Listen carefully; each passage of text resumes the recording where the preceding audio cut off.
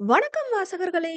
என் கற்பனைகளின் எதிரொலியை உங்கள் காதுகளில் சேர்க்கும் ஆண்டாள் வெங்கட்ராகவன் ஒலிப்புத்தக தளத்திற்கு உங்களை அன்புடன் வரவேற்பது உங்கள் ஆண்டாள். இன்னைக்கு நாம கேட்க போற கதை என் வாழ்வோவிய தூரிகை அவன். கதையின் குரலாய் நான் ஆர்ஜே காமாட்சி. இந்த கதை பிடிச்சிருந்தா லைக் பண்ணுங்க, ஷேர் பண்ணுங்க. கதையை பத்தின கருத்துக்களை மறக்காம கமெண்ட்ல சொல்லிட்டு போங்க. இப்பதான் புதுசா சேனலுக்கு வரீங்கன்னா சேனலை சப்ஸ்கிரைப் பண்ணிட்டு பக்கத்துல இருக்க பெல் ஐகானை தட்டி விடுங்க. அப்பதான் நாங்க போடுற கதைகளோட நோட்டிபிகேஷன் உங்களுக்கு உடனுக்குடனே கிடைக்கும். வாங்க கதை கேட்டு ரசிக்கலாம். ஓவியம் 25. சாயின் வீட்டை அடைந்த தம்பதிகளில் அஞ்சு அங்கிருந்த செருப்பு குவியலை கண்டு, ஐயோ, மாப்பிள்ளை வீட்டாளுங்க வந்துட்டாங்க போல, என்ன திட்ட போறா என்றபடி உள்ளே சென்றாள். உள்ளே பரபரப்பாக அங்கும் இங்கும் வேலை செய்து கொண்டிருந்த உறவுக்கார பெண்மணிகளை பாவை புரியாமல் பார்க்க, அவர்களை கண்ட மாறன் சாயின் தந்தை, வாடாமா, வாங்க தம்பி என்று வரவேற்றார். சிறு புன்னகையுடன் தலையசைத்த இருவரையும் அவர் அமர வைத்த கையோடு வேலையாக சென்றுவிட, பொண்ணுதானே பார்க்க போறதா சொன்னா, சொந்தக்காரங்களாம் வந்திருக்காங்க, கையோட நிச்சயம் பண்ண போறாங்களா என்ன என்று அஞ்சு வினவினாள். தோழியை சென்று பார்க்க எண்ணியவள் அறியாத இடத்தில் கணவனை தனியே விட்டு செல்ல மனமின்றி அங்கேயே அமர்ந்து விட்டாள். அங்கு உறவினர் குழந்தைகள் ஓடியாடி விளையாடிக் கொண்டிருக்க, அஞ்சுவின் மீது இடித்துக் கொண்ட குழந்தையை, ஏன் பார்த்து என்று அவள் பிடித்து நிறுத்தியதும், சாரிக்கா என்று விட்டு ஓடியது. அதை புன்னகையுடன் பார்த்தவள் முகம் சட்டென மாறிவிட, அவள் கை லேசாக நடுங்கியது. இப்படியான தருணங்களில் அவள் கரம் அடுத்து மெல்ல அவள் மணி வயிற்றை வருடி பார்க்கும் என அறிந்த ருத்ரன், மேலே எழும்ப வந்த அவளது நடுங்கும் கரத்தினில் தனது கரத்தினை கோர்த்து இறுக பற்றி அவளை வருத்தும் மாய வலையை அறுத்தெறிந்தான். மன்னவன் ஸ்பரிசத்தில் சட்டென அவனை திரும்பி பார்த்தவள் கண்களை மூடி திறந்து அவன் புன்னகைத்த புன்னகையில் தானும் மெல்ல மென்மையாக புன்னகைத்து கொண்டாள். சற்று அவளுக்கு ஆசுவாசம் அடைய இடைவெளி கொடுத்தவன், டேய், உள்ள போய் சாய பாருடா, அவளை ரெடி பண்றேன் அது இதுன்னு சொல்லிட்டு இங்க என்ன பிரிய மனசு இல்லாம இப்படி உட்கார்ந்திருக்க என்று அவர்கள் தோள்கள் உரச அமர்ந்திருப்பதை சுட்டிக்காட்டி வினவ, அவனை திரும்பி பார்த்து முறைத்தவள், பாவமே, இங்க உங்களுக்கு யாரையும் தெரியாதேன்னு தான் உங்க கூட உட்கார்ந்தேன், மத்தபடி உங்க கூட இப்படி உட்கார ஆசையெல்லாம் ஒண்ணும் படல என்று முறுக்கிக் கொண்டு இதழ் சுளித்து விட்டு சென்றாள். உள்ளே வந்த அஞ்சு சாயை பார்த்து முடிந்த மட்டும் முகத்தை பாவம் போல வைத்துக் கொள்ள, தோழியை கண்டு முறைத்தவள், கேவலமா நடிக்காத, பார்க்க முடியல என்றாள். அதில் பக்கென சிரித்து கொண்டவள் அவள் அருகே வர, அவள் வயது உறவினர் சிலர் சுற்றி இருந்தனர். தோழியுடன் அமர்ந்தவள், ஏய், என்ன சாய், பொண்ணுதானே பார்க்க வராங்க என்று வினவ, அவள் காதருகே வந்து, அந்த கொடுமையை ஏண்டி கேக்குற, எங்க அம்மா சைடு உறவுக்காரங்க எல்லாம் இங்க கோவிலுக்கு வரத்தா சொன்னாங்க. அம்மா எனக்கு பொண்ணு பாக்குற மேட்ர அப்பதான் போட்டு விட்டுருக்காங்க. உடனே எல்லாம் இங்க என்று பெருமூச்சு விட்டாள். சரி சரி விடு என்று கூறிய அஞ்சு, மேக்கப் பலமா இருக்கு என்று வெறும் பவுடர் மட்டும் மை கொண்டு அவள் ஒப்பனை செய்திருந்ததை சுட்டிக்காட்டி கேலி செய்ய, ஐயோ அஞ்சல, இவங்கெல்லாம் எனக்கு வெள்ளை அடிக்க பிளான் போட்டுட்டாங்க. உடுவேனா நானு? எதையாவது தூக்கிட்டு வந்து சோதிச்சிங்கன்னா மூஞ்சிய மொத்தமா கழுவிட்டு ஈரத்தோட வந்து நிப்பேன்னு மிரட்டி விட்டுருக்கேன் என்றதும் பாவை வாய்விட்டு சிரித்தாள். சில நிமிடங்களில் வெளியே கேட்ட சலசலப்பு மாப்பிள்ளை வீட்டார் வந்ததை உணர்த்த, சாயை சுற்றியிருந்த பெண்கள் யாவரும் வெளியே மாப்பிள்ளையை பார்க்க சென்றனர். தானும் செல்ல எழுந்த அஞ்சுவின் கரம் பற்றி நிறுத்திய சாய், என்ன எல்லாம் மாப்பிள வந்துட்டாரு மாப்பிள வந்துட்டாருன்னு குடுகுடுன்னு எந்திரிச்சு ஓடுறீங்க, பார்க்க வேண்டியது நான் தானே, கம்முன்னு உட்காரு என்று கூற, உனக்கு ஓகேவா, எப்படி இருக்காருன்னு நான் பார்க்க வேணாமாடி என்றாள். அந்த வெட்டாணின் எல்லாம் நாங்களே பார்த்துப்போம், நீ உட்காரு. ஆமா, சாப்பிட்டியா நீ என்று சாய் வினவ, சாப்பிடாம தான் கிளம்புன, அவர் புடிச்சு உட்கார வச்சு என்றவள் ஏதோ கூற வந்து, சாப்பிட வச்சுட்டாரு என்றாள். ஊட்டி விட்டார்னு சொன்னா நான் என்ன உன்னை கடிச்சு வைக்கவா போறேன், இனிமே எனக்கும் ஊட்டி விட ஒரு ஆள் வந்துடும்டி என்று சாய் வம்பிழுக்க, பேசுடி பேசு, இனி நானும் உன்னை கலாய்ப்பேன் என்றாள் அஞ்சு. இவர்கள் பேசிக் கொண்டிருக்க சில உறவினரும் சாயின் அம்மா மைதிலியும் வந்து அவள் கையில் குழம்பி கோப்பைகள் அடங்கிய தட்டை கொடுத்து அழைத்து சென்றனர்.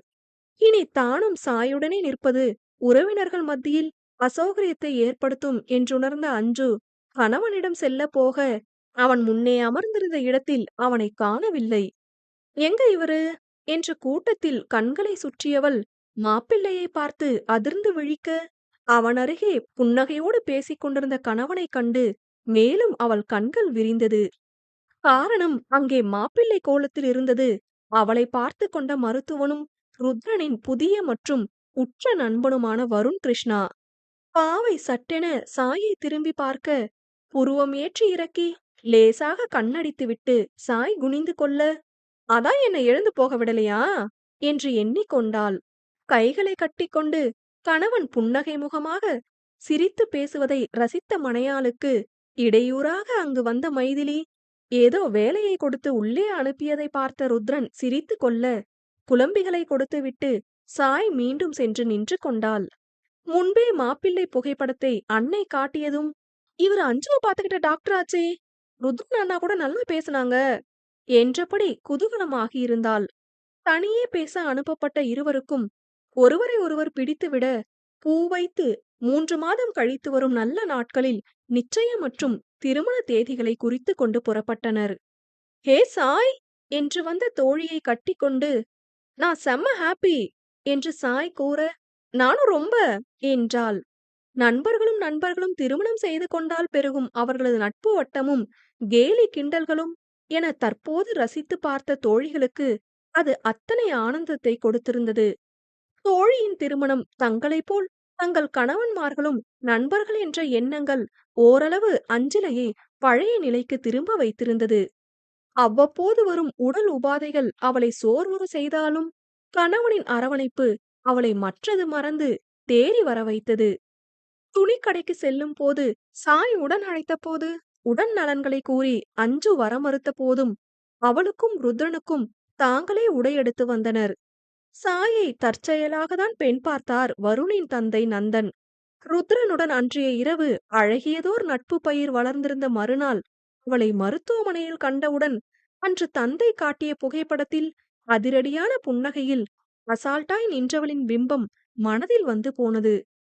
சாயும் வருண் தான் தனக்கு பார்த்திருக்கும் மணாளன் என்று அறியும் முன்பே ருத்ரனின் தோழனாக அறிந்திருக்க, அன்னை காட்டிய புகைப்படத்தில் அவனை கண்டவுடன் கண்களில் ஒருவித ஆர்வம் படர்ந்தது.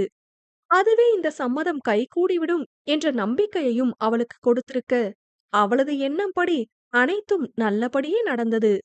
அஞ்சுவை போல் திருமணத்தில் அத்தனை காதலான வாழ்வை எதிர்பார்க்காதவள்தான் சாய். ஆனால் முற்றும் முழுதும் அவளை போன்ற எதிர்மறை எண்ணங்கள் கொண்டவள் இல்லை. மேலும் நல்ல கலகலப்பான குணமுடையாள். வெகுவாக வருணுடன் ஒன்றிட அவளைப் போன்றே கலகலப்பாக பேசி பழகியிராதவனாயினும் அவளது அந்த குணத்தை நேசித்தான் வருண். இப்படியே நாட்கள் கடந்து மாதங்களுக்கு வழிவகுக்க, விஜி 7 மாத கருத்தாங்கி வளைகாப்பிற்கு தயாராகினாள். 9ஆம் மாதமே வளைகாப்பு வைத்துக் கொள்ள கேட்டவளை கணவன் செல்லமாக கண்டித்து, 9ஆம் மாதம் விழாவில் அவளால் இயல்பாக இருக்க இயலாது என்பதற்காகவும், மாதம் தப்பி வளைகாப்பின் சோர்வில் குழந்தை சீக்கிரம் பிறந்து விடுமோ என்ற பயத்தாலும் 7ஆம் மாதமே நடத்த கேட்டிருந்தான். அதன்படி இதோ வளைகாப்புக்கு மனமே இன்றி வித்யா வேண்டா வெறுப்பாக அழைத்ததன் பொருட்டு கிளம்ப இருந்தனர். அஞ்சலிக்கு வர விருப்பம் இல்லாமல் இல்லை. இருப்பினும் செல்வதற்கு அத்தனை பயமாக இருந்தது. யாரேனும் ஏதேனும் சொல்லிவிடுவாரோ, தனது ஏக்கம் உண்மையில் விஜயை பாதித்து விடுமோ என்ற எண்ணங்கள் அழையா விருந்தாளியாக வந்து அவளை இம்சித்தது. காலை தயாராகியவள் முகம் அவள் எவ்வளவு முயன்றும் பொலிவை துறந்துதான் இருந்தது. கண்ணாடியில் தன்னை சரிபார்த்து கொண்டிருந்த மனைவிக்கு பூ வைத்துவிட்ட ருத்ரன், "டேமா" என்று அழைக்க, அவனை என்ன என்பது போல் பார்த்தாள். அவளை கட்டிலில் அமர்த்தி, "உனக்கு ஒன்னும் பிரச்சனை இல்லையாடா? அங்க வர கஷ்டமா இருக்கும்னா நம்ம போக வேணாம்டா. யாரும் எதுவும் சொல்லுவாங்களோன்னு நினைக்காத. அம்மாவே உன்னை கேட்டுக்கதான் சொன்னாங்க. உனக்கு விருப்பம் இல்லனா உன்னை அம்மா வீட்ல விட்டுட்டு போவேன்" என்று ருத்ரன் வினவ, அவளுக்கு என்ன பதில் கூறுவதென்றே புரியாத நிலை. உண்மையில் போக பயந்து கொண்டிருந்தவள் கணவன் இப்படி கேட்கவும், "சரி, நான் அம்மா வீட்டுக்கு போறேன்" என்று கூற சங்கோஜப்பட்டு கொண்டு, எங்கே வரவில்லை என்றால் தன் மீது நம்பிக்கை இல்லை என்று நினைத்து விடுவானோ என்று எண்ணிக்கொண்டாள். குழம்பிய மனம்தானே எப்படி சரியாக சிந்திக்கும்? அவளது குழம்பிய முகம் கண்டவன் அவளை கூட்டி செல்வது நல்லதன்று என்று முடிவாகிவிட, "இல்லங்க, நான் வரேன்" என்று கூறினாள். "இல்லம்மா, வேணாம். உன்னை அம்மா வீட்ல வேணும்னா விட்டுட்டு போறேன். என்று அவன் கூற, அவள் மனம் முரண்டு பிடிவாதத்திற்கு வித்திட்டது. "இல்லங்க நான் வரேன் பரவால்ல" என்றவளைப் பார்த்து, "டேய் எனக்காக சொல்லாத" என்று அவன் கூற, "இல்லங்க எனக்கு ஒண்ணுமில்ல நான் வரேன்" என்றாள். தனது மனதின் பேச்சைக் கேட்காது அவளது கூற்றிற்கு செவி சாய்ப்பது தவறு என்பதை ஆடவன் உணர்ந்திருக்க வேண்டுமோ? கண் கெட்ட பிறகு சூரிய நமஸ்காரம் செய்வதில் பயனில்லை என்பதை இருவருமே வேதனையோடுதான் உணர்ந்து புரிந்து கொள்ள வேண்டும் என்பதுதான் விதியாக இருக்கும்போது அதை யாரால் மாற்ற முடியும்?